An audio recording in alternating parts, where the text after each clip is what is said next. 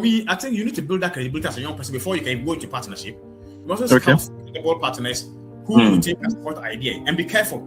There's comments.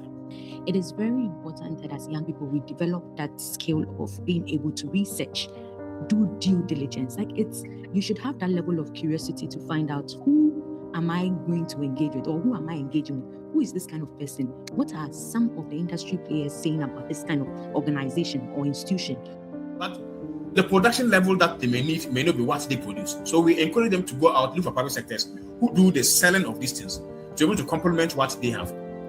Interesting conversation, and I'm so proud of SWK Ghana for putting together such a webinar that explores a critical area like this. So well done to you, and well done to all the participants for showing up.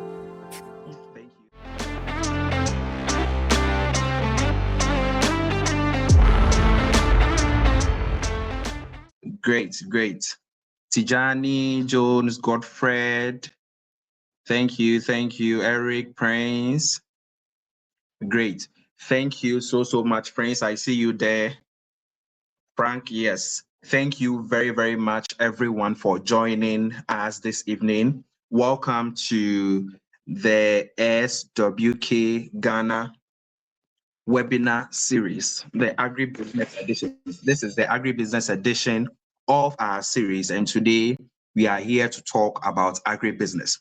As I said, this is the 4th edition. We started last year, and we have had amazing conversations from agribusiness as agriculture as a business to value chains and food systems through transformation, through youth innovation. And today, we are here to bring it all together with strategic partnerships in agribusiness. Most of us agree and understand that it is very important that we create partnerships, we create connections when it comes to the agribusiness space, and we are here to have a conversation about it. We are privileged to have two amazing speakers with us today, people who are doing well, especially when it comes to partnerships in agribusiness, and they are here to talk to us today, and we are honored to have them. And of course, you, I can see that we are 30 here on the call. You 30 people here, you are also our speakers and also our guests, and we are honored to have you here as a conversation is ongoing. If you have any questions, suggestion, contribution, you can put it in the chat and I would read it out. And at the end of the discussion, I would also give an opportunity for questions. So we will delve right into it. And I will start by introducing our speakers that we have here today. We have, as I said, we have two speakers. The first person we have on the panel is Gloria Agyare. Gloria is a founder of the Food Discourse. She is a Chevening scholar, a climate justice advocate, and a senior fellow at Aspen Institute. She is a youth leader, environmentalist, and advocate for sustainable agri-food systems from Ghana. She holds an MA in Food and Development from the University of Sussex and brings 6 years of experience leading community-based climate initiatives and policy advocacy. She is also the founder, as I said, of the Food Discourse. And Food Discourse is a platform dedicated to creating inclusive spaces for dialogue and action on food systems transformation. She is a member of the UNFCCC Yungo Food and Agriculture Working Group and was selected by UNDP to represent Ghana at COP28 in Dubai in 2023. She also serves as an advisory board member at Food for All Africa and as a senior fellow with the Aspen Institute's Impact West Africa Fellowship. She participated in edition 2 of our series, and she brings continuity and trust within the SWK community. For this edition, Gloria will bring a youth-centered systems thinking lens to partnerships, drawing on her experience navigating multi-sectoral collaborations across NGOs, governments, and international institutions. Ladies and gentlemen, with a virtual clap, let us welcome Gloria. Hi, Gloria. If you can hear me, you are welcome. Thank you very much. Thank you very much. Thank you so much for being here today. How are you? How are you doing? Oh, Charlie, I'm tired, if I'll be honest. I don't want to follow the Mm. cliche, but yeah, of course, it's part of the work we do. So I'm actually excited to Yeah, be here. I mean, aside being physically tired, I think this is an interesting conversation, and I'm so proud of SWK Ghana for putting together such a webinar that explores a critical area like this. So well done to you, and well done to all the participants for showing up. Thank you. thank you so much. Yes, we have read your long bio, but yes, tell us. We want to know one thing about you, one thing which is not part of, what we've read. That one is more official. What's one interesting thing about you, Gloria? Wow. Oh, okay. I sing. Oh, you Yeah, want I to sing. give us like? Yeah, but I think people don't uh see that part of my life because Ah, I'm now very loud on the climate and the work I do professionally, but I really do sing. mm, And I hope to no, be okay. serious with it very soon. Yeah. We'll be here to support you. Thank you very much, Thank Gloria. you. So that is Gloria Agyare, first panelist. And yes, she is also the founder of the Food Discourse, and amazingly, she is also a singer. Yes, thank you very much, Gloria, for joining us. And we also have as second speaker. Our second speaker is Dr. Kodimah Siita. I am hoping that I haven't butchered the name. Maybe when you come in, you can just let me know how the name is well pronounced, and I'm hoping I've said it well. He is a young, energetic environmentalist whose work sits at the intersection of data, agriculture, and community development.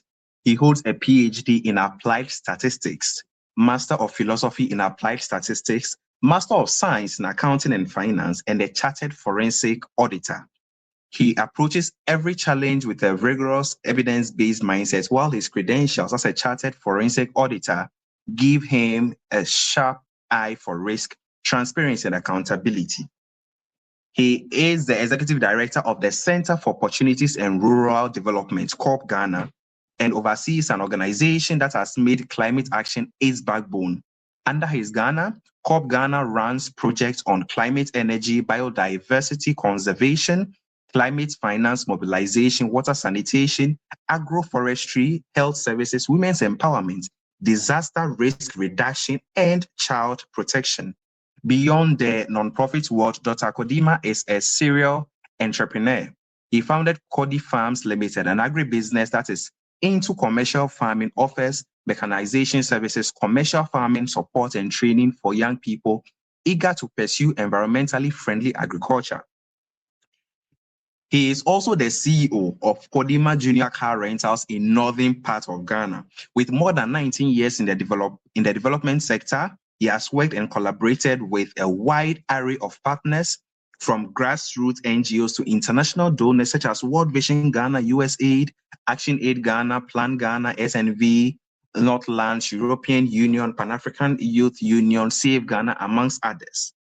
He regularly contributes as a research associate to several consultancy firms, including DevPlan Consults, Research Line Limited, and others, where he helps translate complex data sets into actionable policy recommendations. His blend of analytical rigor, forensic acumen, and deep commitment to rural communities positions him as a catalyst for sustainable development and climate resilience, not only in Ghana, but across the globe. Ladies and gentlemen, Dr. Kodimah Siita. Yes, the clapping. Let's welcome him. Dr. Siita, if you're on the call.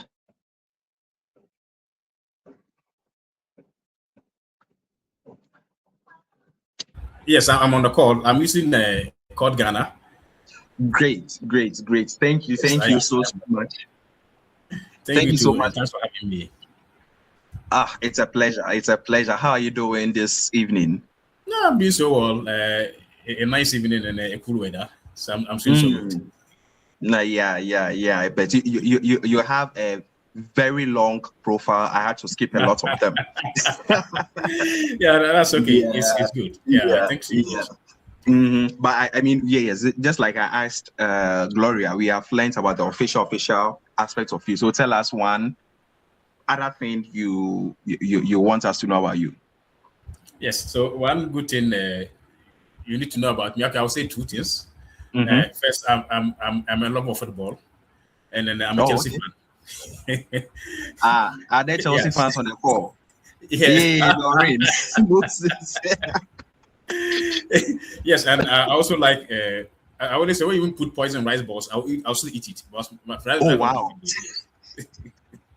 Rice balls lover, eh? Oh, nice. That's good to know. Yes, Doreen, yes, we have seen you, Doreen, we've seen you. All right, thank you very much, Dr. Siita. And please, just to clarify, did I get your name correct? Dr. Kodimah Siita, is that? Yes, perfect. I think you've been one of the excellent people that have mentioned the name so right. Oh, please, you should appreciate me. Thank you, Moses. Yes, thank you so much, Dr. Siita, and thank you, Gloria. So we are going to delve right into the conversation, but before we do that, I want us to talk about what we actually aim to achieve with this. We have a couple of objectives, and hopefully if maybe the conversation will get so deep, so interesting that we may forget to talk about some of them. I want everyone on the call to also serve as my guide to remind me, okay, oh, maybe forgot to talk about this, a reminder to do this and all that. So some of the objectives that we are looking at is to, first of all, deepen our understanding of what strategic partnerships are and why they matter in agribusiness, and to also share real lessons from Ghanaian youth agripreneurs. There are, first of all, our two speakers and those of you on the call, because we know that most of you are already in the agri space and we would love to hear your experiences about partnerships, and to also provide practical frameworks and tools for identifying, negotiating, and sustaining agribusiness partnerships, and to also inspire young farmers, agripreneurs and agripreneur entrepreneurs to pursue collaborative growth pathways and to connect participants to the Agribusiness Year Academy for continued learning and certification. So for the last one, that one will be discussed later. So we are delving right into it. Gloria, because I presented you first, the first question is coming to you. Now, we are talking about partnerships, and we, first of all, is it really as relevant as we are saying it is? Is it relevant? Can't I just have my idea and do it myself, run it myself? Do I really need partnerships? Okay, thank you very much. I'm excited that we started this conversation already. Is it really relevant? Let's look at life in general before I just give you a direct answer to that. Let's look at life in general. Just even look around you.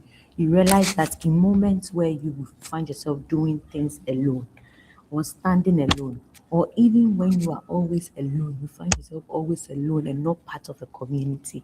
What happens? How do you feel internally?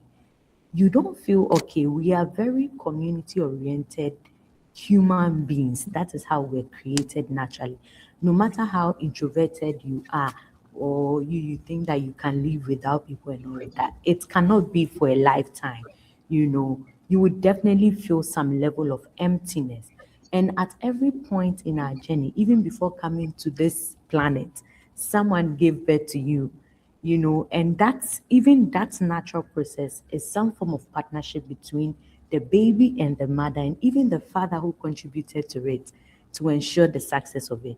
So partnership is very important. Like, you cannot take that out of your journey. It's a factor, an enabling factor to ensuring that you are successful, to ensure that everything you do works well, or to ensure that whatever you have planned conceives and then gives birth to what you want. Do you get it? So basically, we cannot take partnership out of our existence as human beings. So definitely, it's important in every aspect of our lives. Yeah.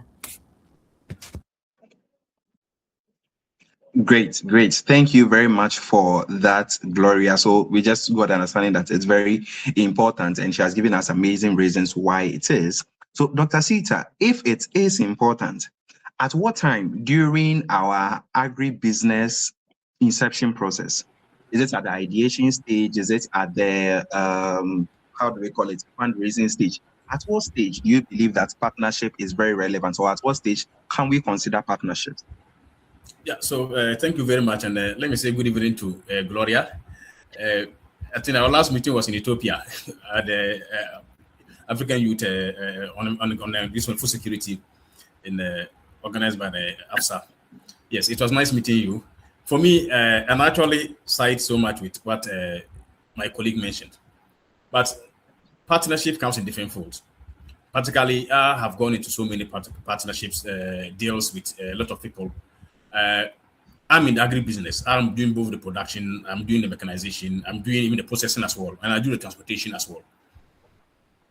Even from the idea stage, the instance where from idea stage, I even just have an idea in mind, then I reach out to other colleagues to just, oh, this idea I have. So you're also in the same business with me. So from the idea stage, I begin to see who has that shared vision with me. Because when you share with someone and the person side with you and the person is able to tell you, oh, yes, also, I think I have the same mind in doing this, but I actually don't know how to start it. So from that stage, you can develop something so concrete enough to stand together with. I know even with your organization, I know it was a single idea from someone, and he had to put together like-minded individuals like you to be co-founders of this great platform. So one is the idea stage, and it doesn't just end there. Even from the idea stage to even actualizing stage, where you are actualizing that idea. There are instances where you get to a place and you have to put a break. Sometimes you develop the idea, but you don't have the funding. So if you don't have funding, how do you get funding? You may have someone that also has funding, if not even having funding, but someone who has relationship with someone who can get you the funding. So it's another stage where I think young people should be looking at. Even aside, even the funding space. So what I'm trying to say is that partnership runs through from the idea to even the final to get to the consumer. But I won't take one after the other. So when you get to the financial stage, that's the actualizing stage, where you have to look for people to partner, to put together resources, to raise funds, to develop concepts. Probably you may have the idea, but you don't have that technical know-how to develop a competitive proposal. But there's someone that you think can develop competitive proposal, even in universities. When you have SRC programs, someone may be good in actually putting a program lineup, but the person doesn't know how to raise funds. So you can get a partner around that area. But I always tell young people that you don't just rush into partnership, because you should be looking for someone with shared vision. And then both parties must contribute resources. Sometimes you bring somebody in because you need numbers as a partner.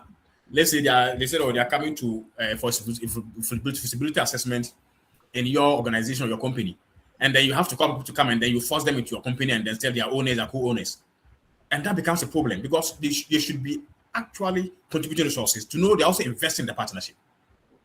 So from the actualizing stage, even when you are even done with the production and then you are getting the finished product, you also need that strong partnership to be able to sell the product.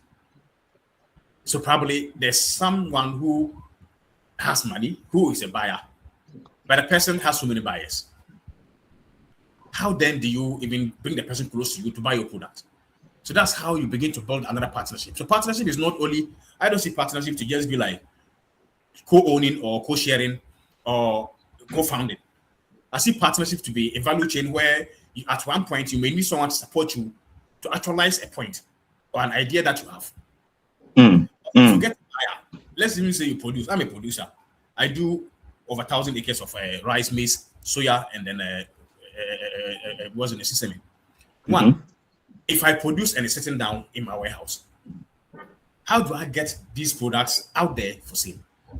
Probably have to build a partnership with other companies who are buyers, will be my guarantee suppliers. For me, I have that strong partnership. So because of that, I have built partnership even with SWK Ghana, where even I supply in the north, I supply them the milled rice directly for them to produce Cerelac and other baby food. Because I do straight milling, and they are always constant pickers of my rice. So that's the partnership I have with them. Whether or not, if they don't even buy from SWK Ghana, definitely will pick my produce. So at one point, you must begin to scout for people who can actualize the value chain for you, but not co-founding. No, partnership goes beyond people co-founding a company with you. Partnership extensively goes along with people who support you to produce. Probably you may even have the production yourself. You have the seed, but you don't have the mechanization services. You get a tractor. So, Dr. Siita, on that note with identify, because you mentioned some partnerships that you have with. Yes. If you have a partnership with Nestle, that is a big thing. Do you get it? And I'm sure most of us here have been looking into partnerships and all that. But the question is always, how do you first of all identify those partners? How do you even approach them? And again, how do you ensure that your interests align? What do you do? How do you go about it? Yeah, so I always tell young people that you scout, because just like when each and everyone, I love to do a very jovial. So pardon me, very jovial examples when I'm having a discussion. Yeah, because just like when you have a broken heart, your boyfriend dumps you or your girlfriend dumps you. They'll say, "Oh, there are many fishes in the basket or in the pool," so you can go for it. For me, I always tell young people that try to scout. But sometimes it's one thing having the idea, the other thing is scouting for the partners. But don't give up when you're even scouting and reaching down to them. So first is to actually verify whether those people you are reaching out to have that shared vision with you. You get it? Whether they have my network. Can I put my video off so that my network is a bit? Yeah, sure. That's fine. Yes. So you have to be looking at people who share the same vision, but people who are finished pickers, people who are in the same value chain with what you do when you're scouting. And the other thing is that you have to be scouting purposely for trustworthy and people who are accountable to themselves, people who have that credibility as companies. As I mentioned Nestle Ghana, you said, oh, it's a big company. It's not just only Nestle that I deal with. So you must be scouting for people with integrity. And when you reach out, you must also be looking out for people you have assessed the risks nature. Because even with Nestle Ghana, when I was going to the partners with them, I just want to share an example in the rice production, because they want street milling. And then street milling, they don't want parboiled rice. So the street milling, when you're doing the street milling, you'll get a lot of breakages. So they buy the grade 1, grade 2, grade 3. They don't buy the grade 4. So the grade 4 itself becomes a bit waste because no one buys a grade 4. Or unless those who find to do rice balls. But I also quantify how much they're paying for the produce. And then that can also take care of the grade 4 that is waste. So you must also look at the risk level with that partnership. And for me, I tell young people, look, when you are going in for a partnership, go straight forward and actually focus on the content. But you find a lot of young people coming around who want to go into partnership, they visit just once and you don't see them again. So you must be consistent to know your seriousness. And then yourself, even as a young person, you must establish that credibility. You must establish that credibility. Very important. But if they come to your organization and tell them that, oh, you do 500 acres of, and they come and they realize that you do only 10 acres. And then you have outgoers who you give input, but they are not your farms. That becomes a credibility issue. So you must first build your credibility as a young person. Yeah. The other thing I want to talk about is even having all your requirements and certification. It's a bit difficult to get all the standard authorizations from the state institutions. But there are little you can do. First, register your company. So when you mention your organization or your company, they can verify whether you are even certified by the Registrar General Department. And you must put your groundwork so well so that when they come for assessment of feasibility studies, it doesn't expose you. One thing, even when Nestle came before I became Nestle partner, I remember when they came, I think they brought some partners from South Africa to come and assess my warehouse and my production unit. When they came around, I realized that they were even using their hands to touch the wall to see whether they could see dust, But I told them I do routine cleaning. And when they came, I did my thorough cleaning and they came and everything was perfect. So you must stand with what you do and also be able to withstand what you stand for. Because for me, as young people, let's even not shy thinking that we are too young to partner amongst ourselves. sometimes we are looking at the big fishes and then we are ignoring the minor ones, or we the young people that are Yeah. around us. So you can scout. Even sometimes crowdfunding, the instance where you're even looking for money, and then even one thing is that if even I give you 10,000 Ghana cedis, you ask for a loan, I give you 10,000 Ghana cedis, they don't pay back. You can come back to take that 10,000 Ghana cedis to invest as a partner in your business. But when you give out and then someone comes to ask me, oh, Mr. Kumsin or Mr. Gloria is coming to me to take 10,000. So, that guy, he doesn't have credibility. Why you giving the 10,000? He won't pay back. He never paid back. So you must build your credibility, and you must always reach out to potential partners. Be bold, share your ideas. Don't go in the jungles and even trying to run a lot of conversation. Go straight to the point and tell them what to do.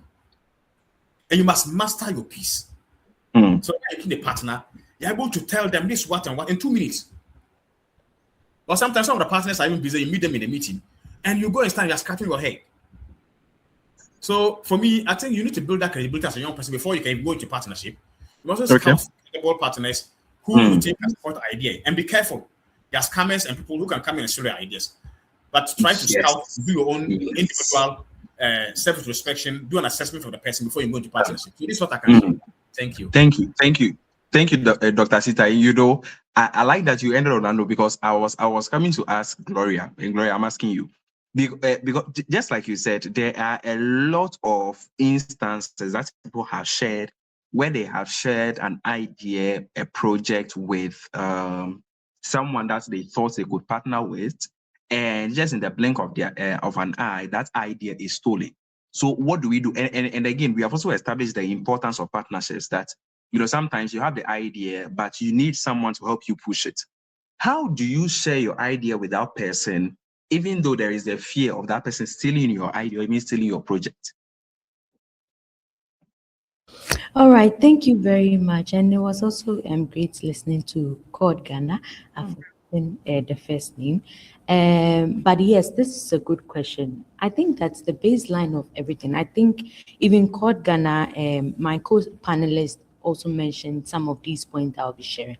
It is very important that as young people, we develop that skill of being able to research, do due diligence. Like you should have that level of curiosity to find out, who am I going to engage with, or who am I engaging with? Who is this kind of person? What are some of the industry players saying about this kind of organization or institution, or this person I want to partner with? You know, this, I would say that for me, this is like a basic foundation with which, beyond all the other things that could come in that may be more technical and all of it, I feel it's very basic. It's just like as human beings, I mean, before you even get close, some people can just get close to people just like that. But as you even get close to them, and before you explore anything further, you start learning about them and observing certain things. Sometimes there won't be an opportunity for that, but you should be intentional, especially when it comes to agribusiness. Because one, you are investing money, you are investing time, you are trying to build credibility. You have worked so hard to get your brand to where it is now. You want to take it further. You have to be very intentional in researching as far and wide as you can. If possible, go and look out which organization or which other institution has this particular partner I'm targeting worked with. What did they work with them on? Can I write an email or call them to find out how it was, or what was the price? Sometimes you have to learn strategic communication and research skills so that you can find all of these details. It helps prevent a whole lot. Okay, beyond websites, beyond going to see websites. I'll give you a practical example. As it stands now, the Food Discourse does not have a website. We are now building our website. But I'm telling you that I was able to mobilize 7 partners on our first community-based project. And why would people trust to partner with me when I don't have a website? There's some form of credibility that you've built out there, or we build out there, intentional, because we know what we are giving, we know what we are made of, we know everything. And before anyone comes on board, the person also does due diligence. One of my partners told me that, oh, I went to ask about you. I want to ask about the kind of work you've done. And about 5 organizations were like, oh, Charlie, you don't know Gloria Agyare. She's been doing this. She's been doing, that is affirmation. Like people can say that, okay, you can trust them. You can give them a try.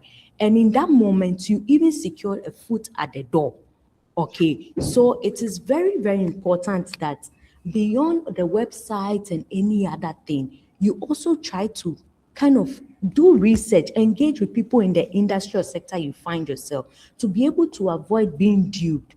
There are some people who have a very good online presence and all of that. Go beyond that, have calls, have conversations, and sometimes to I think one of the things that has really helped is that you can intentionally engage the people in a dialogue to see, because there are certain things that when you see that it doesn't make sense, you have to quickly flag it. And if you can't tell them, because of course you are trying to document all that you have seen about these people or whether they are legit, you have to run the idea by other people that you trust. That's why it's very important to have like a board of people who are experts or who have been in the field longer than even you have been, to run ideas by, and they make input and give you some strategic directions to take things. So for me, I would say that this is the basic thing. If you are able to do even this basic thing, you are way gone as a young person who is trying to set up a business for yourself within this space that you find yourself. Yeah. Okay. Now, so with all this being said, Gloria, how do you know when someone is not your partner? Is it when, for instance, you sign an MOU with the person, which shows that, okay, you and I have agreed to do A, B, C, D. This is what you are bringing, this is what I am bringing on board. How do you know that, okay, Sandra Boame, who is on the call, is my partner on this project? How do you know, or how do you get to the point where you can introduce someone as your partner? Okay, thank you very much. Let's clarify this. So let's look at this instance. As young people, we go for engagements a lot, conferences, summits, and all of that. And at these like engagements, we meet so many people of high level profile. They come and speak on panels. Sometimes you either be sitting to next to someone who is doing something amazing in the space. And when you hear about what the person's doing, you're like, actually, I would love to do something with this person, I mean, you interact with the person, you kind of take the number and all of that.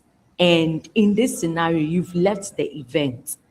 After you just sent, hello, please, I'm the one I sat by you, blah, blah, blah. And then you close the conversation. That's it. You didn't do anything. So this is one scenario. You just have the contact of this big man, or let's say this person who is like a founder of a big agro company, let's say Ghana, and then you just left it there. Now, there's also another person on this other side of the table where this same event that you went, the person went, took the number of Ghana, the founder of Ghana, and then followed up like with, oh, hello, and this, fine. Then later went to do further research about Ghana. Yes, we had a dialogue. The person told me that this is what they do, but went a step further to look at, oh, what have they been doing? So let me see. So with this particular thing they've mentioned as their strategic focus over the next 5 to 10 years, where does my organization or my company, the work that I do, align, And then when you look at all of those cross-cutting areas, then you go back again and like, oh, say, I would want to engage you further because I saw something on your website which really led me like to be more curious about the work you do. So can we please explore further? I just want to understand your work very well. From that point, just even from that initiation of going beyond your first time encounter with the person at the conference room, to even requesting further that, oh, what is your business about? Like, I've seen this particular, don't just go and repeat the same thing. Go and do further research. Even that is the beginning of your partnership journey with this particular organization. Now, between these two people, the one who took contact and just said, hello, blah, blah, blah, this is me, nice to meet you, and just reacts to the person's post on LinkedIn or WhatsApp status, and then the one who went further to do research, to do extra work, who do you think called Ghana, the founder of Code Ghana will really want to give room for, who do you think that person will engage with? Automatically is the person who has taken a step further. Because for me as a founder of a business, I'll be intrigued that, oh, so the person actually went further to dig more about me. Then I can at least engage this person on. So that is the beginning of your partnership journey. Now on that journey, you've already outlined where the cross-cutting areas are, where you align and all. So in your engagement with the person, you roll that out, and then you can ask, oh, please, so how do we explore? Because for me, maybe these are my ideas. As I saw these details on your website, these are the ideas that came to mind. Do you think it's a feasible area that we can start something on? This is it. Okay. Then you move that conversation a step further, because it will depend on whether the person is also ready to grow with you or to do something with you, to build with you, you know, which is very, very important. So from that end, if I say, let's say the founder of Code Ghana says, oh, Charlie, yeah, I really like what you also do. If it's like agri-marketing and all of that, I think it aligns perfectly, because I also have some produce, I have some good network. We can maybe do a community-based project where we bring in farmer groups together and sell a particular produce to 3 major businesses in Ghana or corporations in Ghana. That moment where you have found a common point, where you have agreed to go, now you are ready to hit the ground. Sometimes, I'll be very honest with you, not all partnerships have MOU attached to it. You can even have partnership with someone and wouldn't start on such a formal or structured note, and things will work.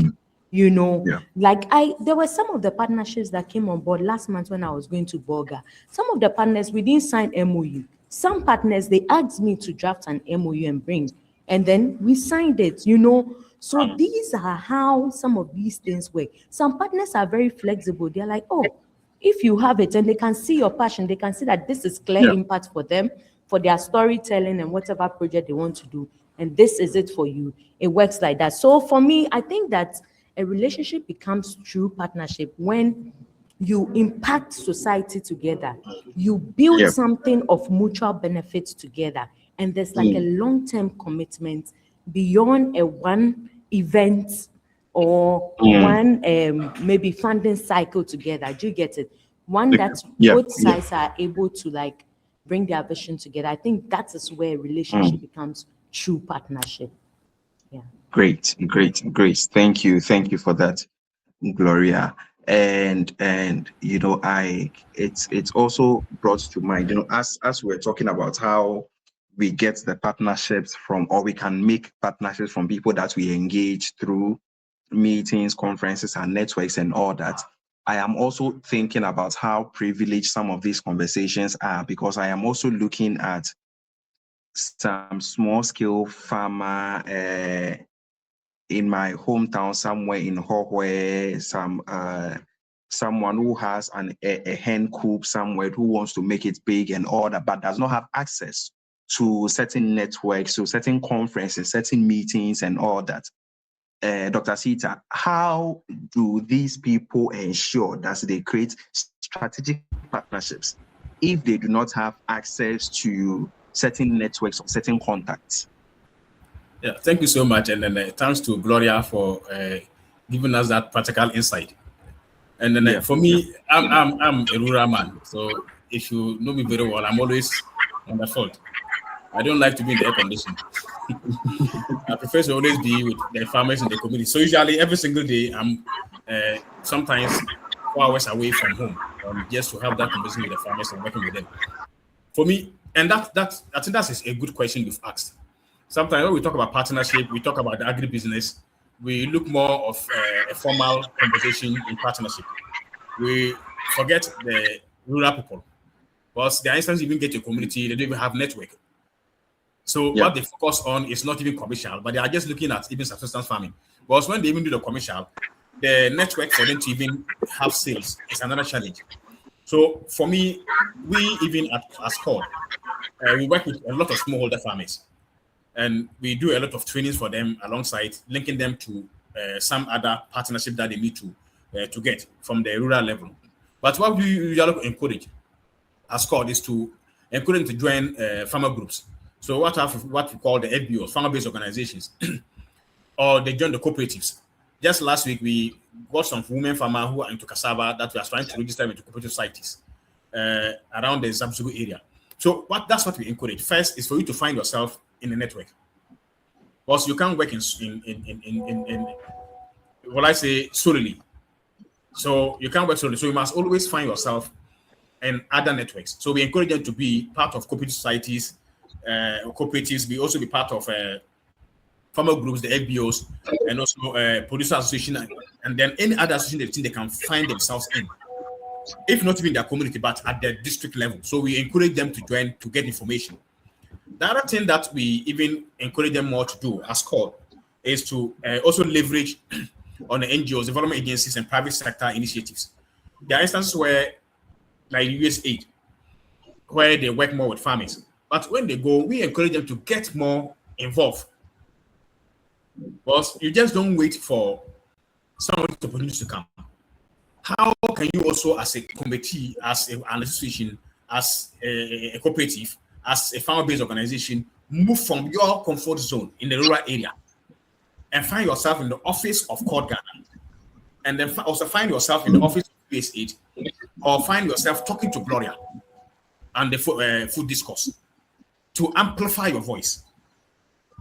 Is there a way you can talk to, even reaching out to World Vision, Action Aid, Ghana, and even USAID, where you know they have agribusinesses in mind in supporting them with seed funding, or supporting them with inputs, maybe skill training, or even market linkage? So we tell them to move from their comfort zone and find those NGOs, development agencies, and private sector companies who are willing to work with farmers. But some of the private sector go into agro inputs production, but we as called promote more of bioprotectors, where we promote a lot of agroecology. So I don't want to talk about the weedicides and the pesticides, but we talk more of the weedicides and pesticides on the bioprotector level to promote agroecology. So, but there are some companies that are willing to, who are also selling this produce, that are selling these inputs.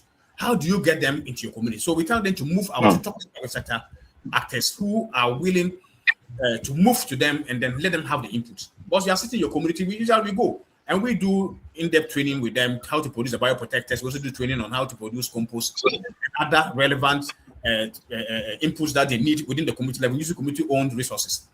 But the production level that they may need may not be what they produce. So we encourage them to go out, look for private sectors who do the selling of these things to be able to complement what they have. The other thing is even telling them to use digital platforms. I know many people on this platform are on some of our platforms that on the weather platform.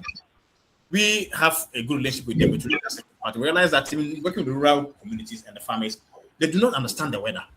You know, the northern part is the food basket in terms of food production in Ghana.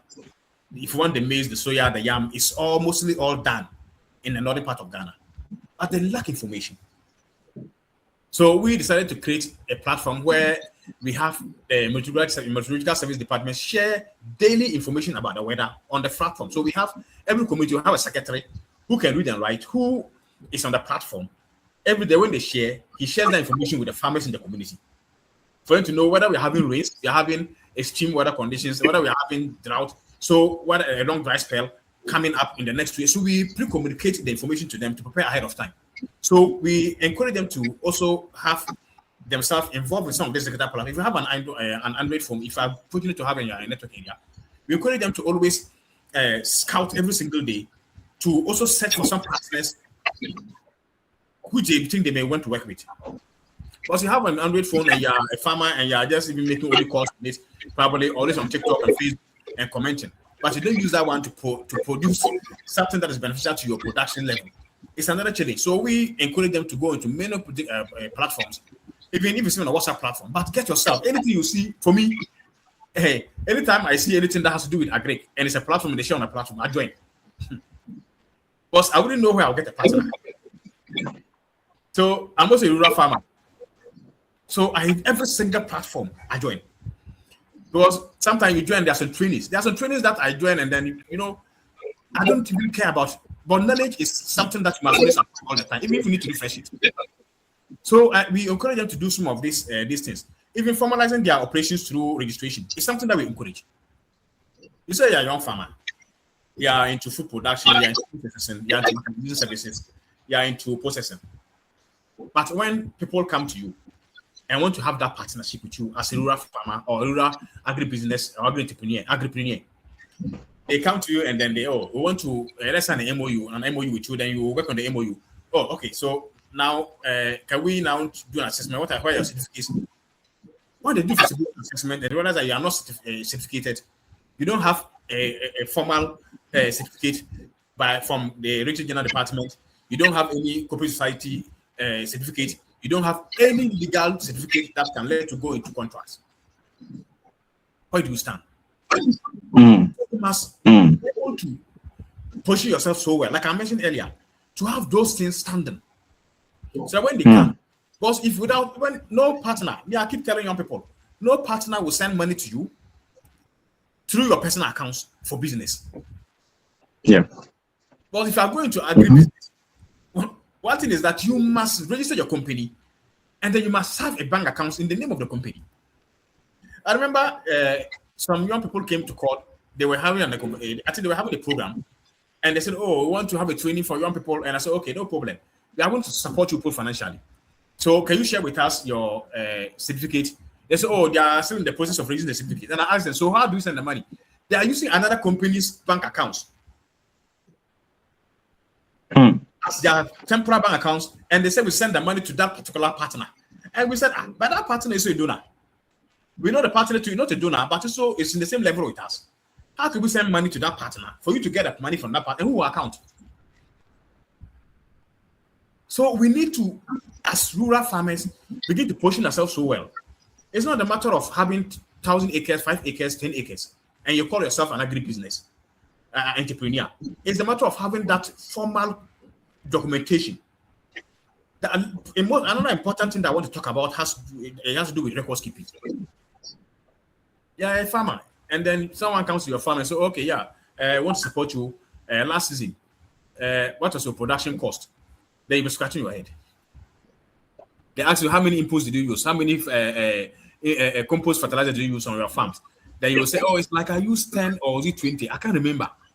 And they ask you, "Okay, how many bioprotectors did you use in terms of the weedicides and the pesticides?" They say, "Oh, those things, I can't remember the bottles, but let me check. I still have some of the bottles. Let me count." You get it? "Oh, how much profit did you make?"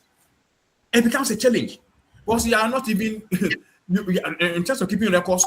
Everything is bizarre. So they begin to doubt your credibility. Whether even when they give you money, how will you sustain and be able to report accordingly?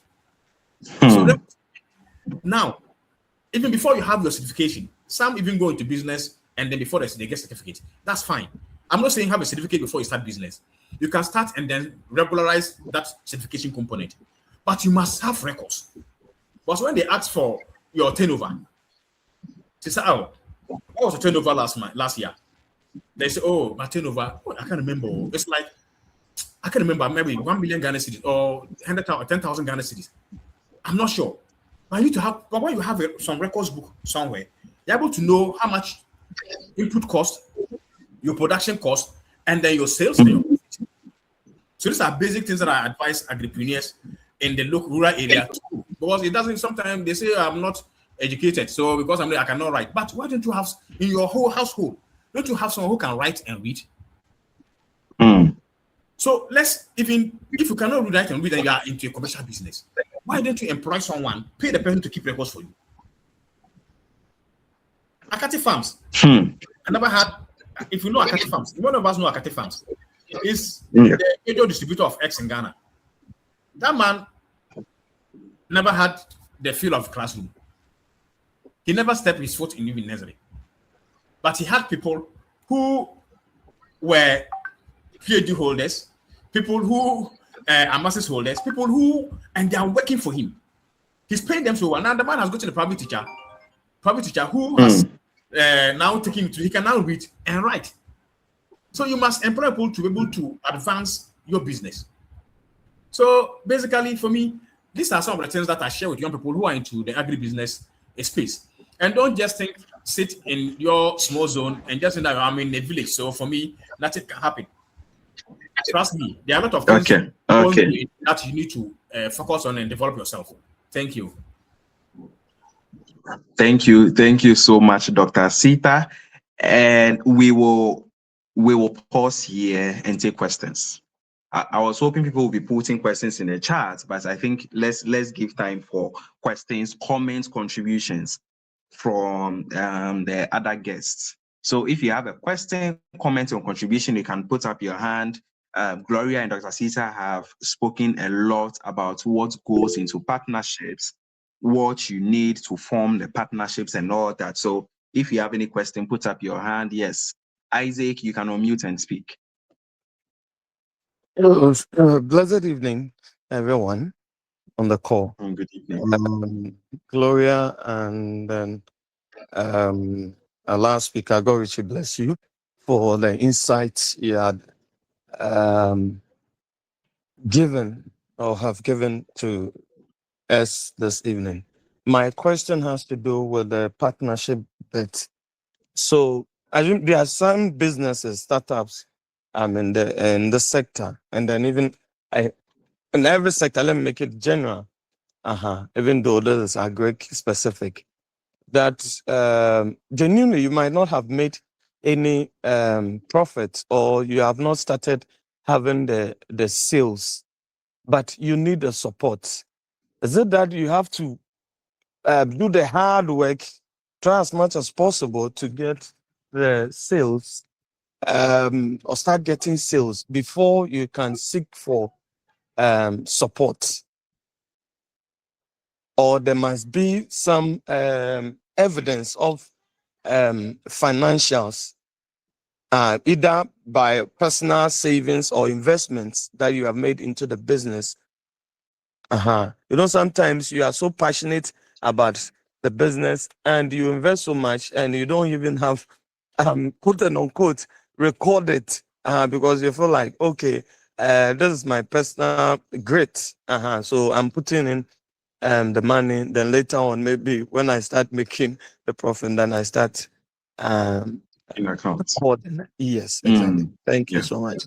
Thank you very much. And then you go for the partnership or support, and then they will tell you, okay, you don't have these things, so you can't get the support. Thank you. Thank you very much, Isaac. Is there any other question? Any other question? Okay, great. Gloria, do you want to take it? All right. So before you come in, Gloria, I think Evans also has a question. Evans, you can ask your question.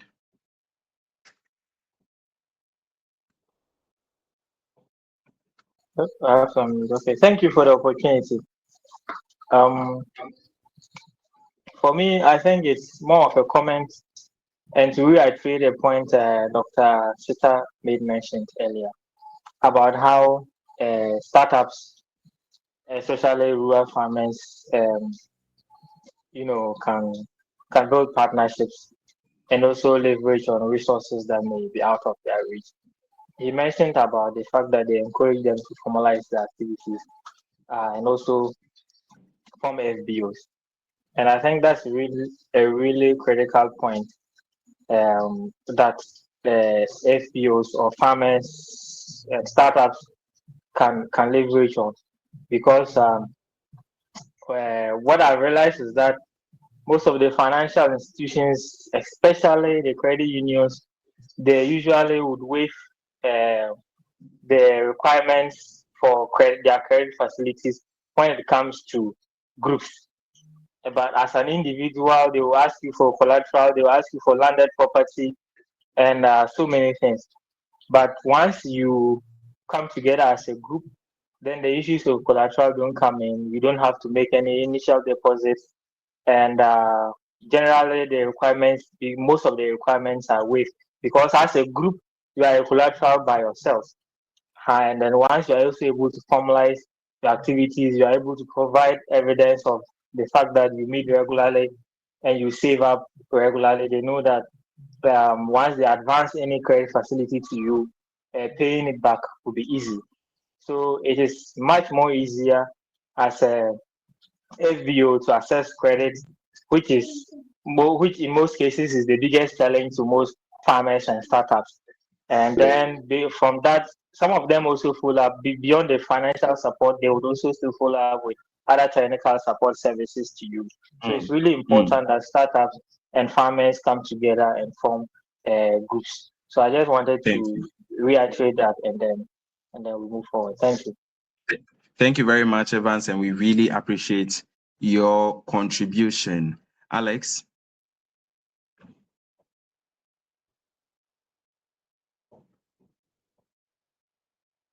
Hello, Alex. If you are speaking, you're on mute.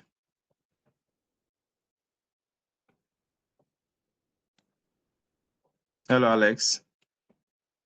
Okay, I don't think Alex can hear me. We'll take Jones. Jones. Okay, I guess that was a mistake. Yeah, hello. Yeah, hi, Jones. Yeah, mine is a question. Mm-hmm. Yes, I want to know how can agribusiness partnership help to reduce youth unemployment? Is it possible it can help to reduce youth unemployment?